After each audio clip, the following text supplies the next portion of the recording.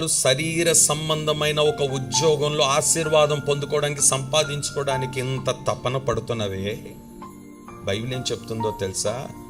నీవు ఎంత విత్తినను పండింది అంటే, ఎంత ఉద్యోగ విషయంలో టైం స్పెండ్ చేసి, కరెక్ట్ టైం మెయింటైన్ చేసి, మానక ఉద్యోగంకి వెళ్ళినా పండింది ఎంత?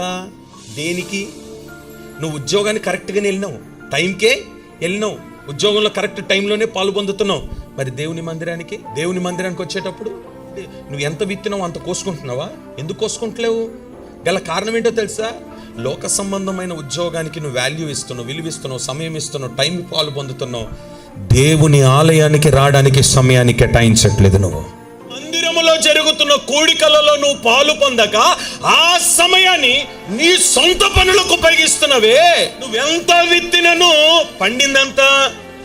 నువ్వు ఎంతైనా కష్టపడు. నేను ఒక్క మాట చెప్తున్నా, వినండి జాగ్రత్తగా. ఈరోజు సూటిగా పరిశుద్ధాత్ముడు నీతోనే మాట్లాడుతున్నాడు. కష్టపడుతున్నావు, సంపాదిస్తున్నావు, నెలకి జీతం అందుకుంటున్నావు, నెలకు జీతం అందుకుంటున్నావు, కరెక్ట్గా జీతం అందుకున్నావు. ఏదో ఒక నష్టం నీ ఇంట్లో, ఏదో ఒక సమస్య నీ ఇంట్లో, ఏదో ఒక రోగం నీ ఇంట్లో, ఏదో ఒక వ్యర్థమైన ఖర్చు నీ ఇంట్లో రాగానే నువ్వు విత్తినది చక్కగా విత్తినావు. ఎంత కోసుకున్నావు? నీవు గాని దేవుని సమయాన్ని దొంగిలించకపోతే నువ్వు విత్తినది కొంచెమైనా సమృద్ధిని నువ్వు తీసుకోగలుగుతావు.